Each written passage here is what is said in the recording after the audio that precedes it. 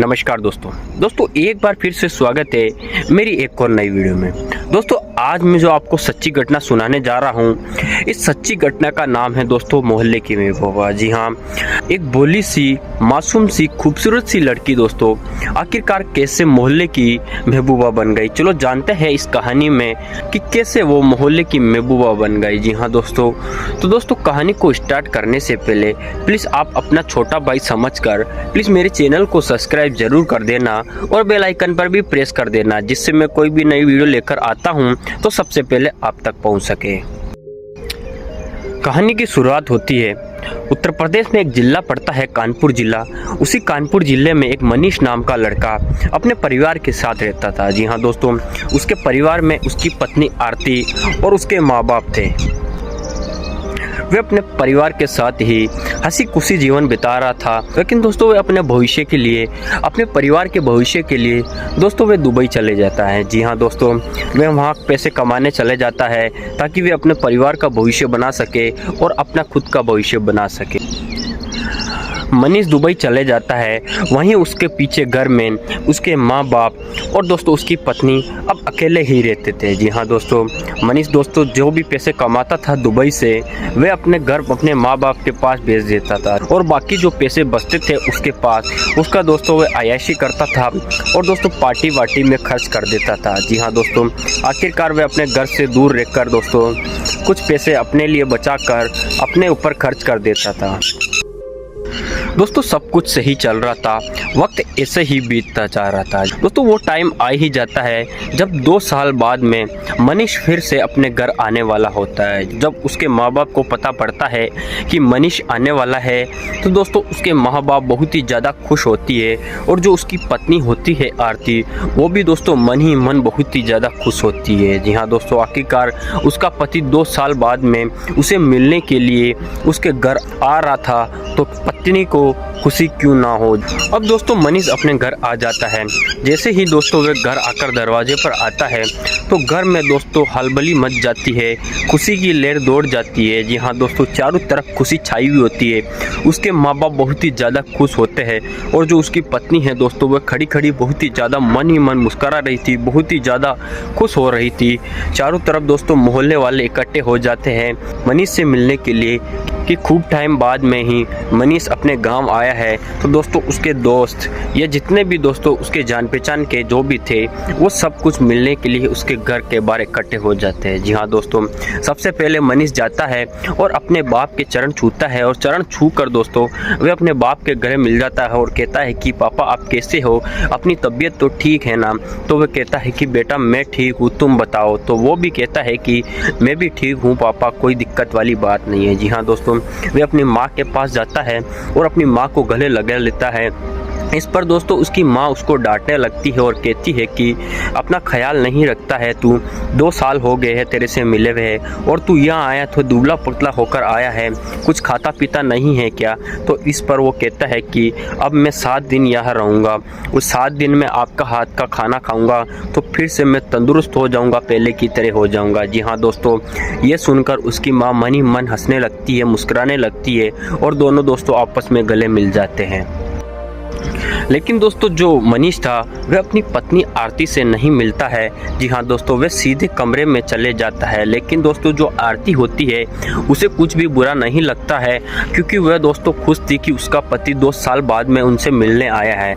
लेकिन दोस्तों इन सब छोटी चीज़ों को वो इग्नोर करके अपने पति के साथ दोस्तों पीछे पीछे घूमने लगती है। दोस्तों अब घर में दोस्तों खुशी का माहौल था। जी हाँ दोस्तों, घर में जो दोस्तों मनीष था उसके माँ बाप द्वारा एक अच्छी से अच्छी चीज़ें मंगाई जाती है उसके खाने पीने के लिए। मनीष के घर आने पर घर में बहुत ही ज़्यादा खुशी का माहौल था। जी हाँ दोस्तों, अब दोस्तों ऐसे करते करते शाम बीत जाती है। शाम को दोस्तों मनीष अपने कमरे में चले जाता है। वहीं दूसरी तरफ जो आरती होती है मनीष की पत्नी, वे भी अपने पति के साथ कमरे में चली जाती है। दोस्तों वे जाते ही मनीष अपने पलंग पर लेट जाता है, अपना फ़ोन निकाल कर दोस्तों किसी से चैटिंग करने लगता है। जी हाँ दोस्तों, उसकी पत्नी आरती उसके पास बैठकर कहती है कि ये मेरा हार खोल दीजिए गले से, मेरे से खुल नहीं रहा है। वे दोस्तों अपने पति को प्यार जताना चाहती थी, जी हाँ दोस्तों, लेकिन जो मनीष था वो उसकी एक नहीं सुनता है। जी हाँ दोस्तों, वे तो लगातार मग्न होता है फ़ोन में और लगातार किसी से चैटिंग कर रहा होता है। तभी उसकी पत्नी दोस्तों उस पर गौर करती है और कहती है कि क्या हुआ है जी, 2 साल बाद में आए हो, आज तो हमसे जी भर के बात कर लो। तो इस पर दोस्तों वे आरती की एक नहीं सुनता है। जी हाँ दोस्तों जो आरती होती है वो मनीष के हाथों से फ़ोन छीन लेती है। जी हाँ दोस्तों, वे जैसे ही फ़ोन छीनकर उस फ़ोन में देखती है तो उसमें कुछ लिखा होता है। जी हाँ दोस्तों, कुछ हार्ट या दिल की फ़ोटो उसमें भेजी हुई होती है। तो ये देखकर दोस्तों आरती पूछती है कि ये क्या है, सब क्या लिख रखा है, क्या आपकी लड़की का चक्कर है किसी के साथ? क्योंकि दोस्तों जो आरती थी उसको दोस्तों पढ़ना लिखना इतना नहीं आता था, इंग्लिश पढ़नी नहीं आती थी, जिसके चलते दोस्तों जो दिल भेजे हुए होते हैं उसके सारे कहते हैं कि आप किसको दिल भेज रहे हैं, आप किसी लड़की के चक्कर में हो क्या, वहां जाकर किसी लड़की को फंसा लिया है क्या आपने? तो इस पर दोस्तों मनीष कहता है कि हाँ फंसा लिया है, मैं तुम्हारे जैसे गंवार के साथ ज़िंदगी थोड़ी बिताऊंगा। मनीष कहता है कि तुम कहाँ मोहल्ले की घूमती फिरती लड़की और मैं कहाँ दुबई में रहने वाला स्मार्ट लड़का। जी हाँ दोस्तों, ये कहते ही दोस्तों जो आरती होती है वो दोस्तों परेशान हो जाती है, आंखें फटी के फटी रह जाती है। आरती फिर से कहती है कि मैं आपकी पत्नी हूँ, आप मेरे साथ नहीं किसी और लड़की को फंसा रहे हो। तो इस पर दोस्तों वो कहता है कि मैं तुम्हें अपने माँ बाप की वजह से झेल रहा हूँ, अगर मेरे माँ बाप बीच में नहीं आते तो मैं तुम्हें कभी नहीं रखता, मैं तुम्हें यहाँ से भगा देता हूँ। ये कहकर दोस्तों वहाँ से उठ कर वे चले जाता है। अब जो आरती थी दोस्तों वे अपने पति पर आने पर इतनी खुश थी, लेकिन जब वे अपने पति की ऐसी बातें सुनती है तो वह बहुत ही ज़्यादा परेशान हो जाती है, बहुत ही ज़्यादा दोस्तों दुखी हो जाती है। आखिरकार दोस्तों किसी लड़की के जाल में फंसकर दोस्तों अब वह अपने पत्नी से प्यार नहीं कर रहा था। जी हाँ दोस्तों, मात्र 2 साल में ही अपनी पत्नी को दुबई जाकर भूल गया था। दोस्तों ऐसे करते करते पूरे 7 दिन निकल जाते हैं। 7 दिन बाद में दोस्तों अब दोस्तों वे अपने फिर से दुबई जाना होता है उसको। दोस्तों वे अपने बाप के चरण छूता है, अपनी माँ के चरण छूता है दोस्तों, लेकिन जो आरती होती है उससे वह नहीं मिलता है। तो वह बहुत ही ज़्यादा दुखी होती है। आखिरकार दोस्तों उसका पति होकर उसे बिल्कुल भी प्यार नहीं जताता है और वह दोस्तों बिना मिले ही वहाँ से निकल जाता है। जो आरती होती है वह मनीष को बहुत दूर तक जाते हुए गेट पर खड़ी होकर देखती है, लेकिन दोस्तों अब कुछ नहीं होने वाला था। जी हाँ दोस्तों, जब दोस्तों वे चलते चलते मनीष गायब हो जाता है तो वे दोस्तों अंदर आकर अपना गेट बंद कर लेती है घर का। तो दोस्तों वे अंदर आकर अपना घर का गेट बंद कर लेती है। तभी दोस्तों थोड़ी दूर चलती है कि वे तभी उसके दरवाजे को फिर से घंटी की आवाज़ आती है। तो इस पर वह मन ही मन सोचती है कि शायद मेरा पति आया है वापस से मुझे बाय करने के लिए। जी हाँ दोस्तों, वे खुशी से जाकर जब दरवाज़ा खोलती है तो देखता है कि कोई लड़का उसके सामने खड़ा है। जी हाँ दोस्तों, उसका पति नहीं शायद कोई और था।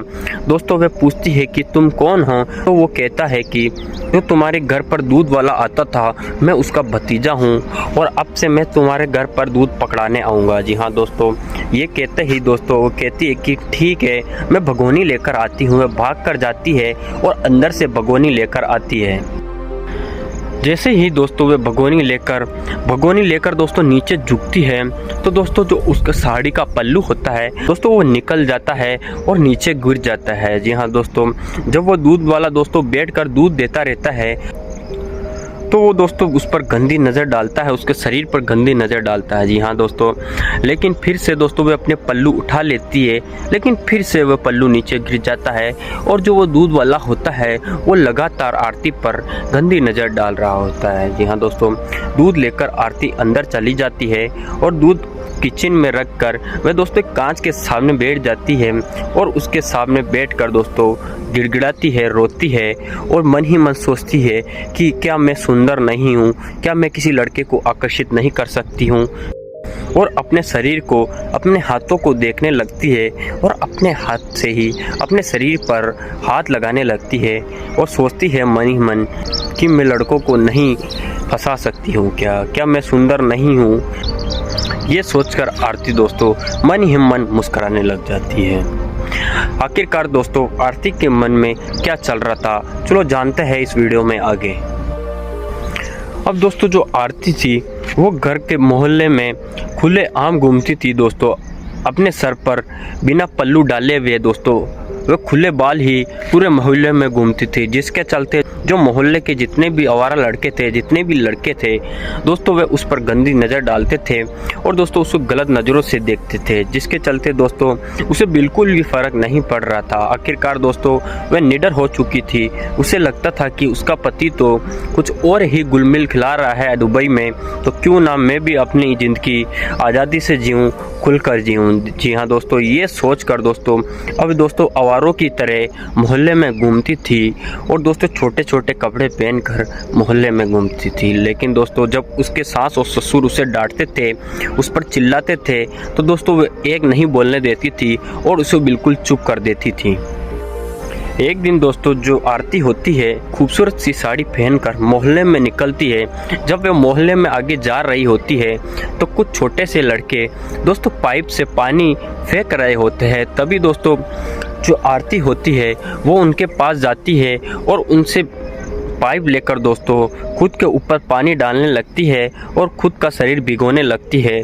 तो इस पर दोस्तों जितने भी जवान लड़के थे मोहल्ले के, जितने भी आसपास के आवारा लड़के थे, वे सब इकट्ठे हो जाते हैं और लगातार वे आरती को दोस्तों देखते रहते हैं। जी हाँ दोस्तों, लेकिन उसे एक फर्क नहीं पड़ रहा था कि उसे कौन लड़का क्या लड़का देख रहा था। जी हाँ दोस्तों वे भीग कर अपने घर जाती है और जैसे ही अंदर घुसती है तो उसके सास और ससुर पूछते हैं कि बेटा ये क्या हालत कर रखी है तुमने, ना तुम्हारे सिर पर पल्लू और तुम पूरी भीग रखी हो, क्या हो गया है तुमको, तुम हमारी इज्जत उछलवा दोगी पूरे मोहल्ले में। जी हाँ दोस्तों, इस पर आरती कहती है कि मैं रास्ते में जा रही थी तो कुछ बच्चों ने मुझे भिगो दिया। तो इस पर उसकी सासू कहती है कि तुम्हें शर्म नहीं आ रही है, तुम आजकल बहुत ही ज़्यादा आवारा हो चुकी है, तुम्हारे पति को बताना पड़ेगा। तो इस पर दोस्तों वे कहती है कि बोल दीजिए, मुझे कोई फ़र्क नहीं पड़ता है, फ़ोन पर क्यों, आप वीडियो कॉल पर मुझे बात कर रही है मेरे पति से। इस तरह से दोस्तों वे निडर हो जाती है और खुल्लम खुल्ला दोस्तों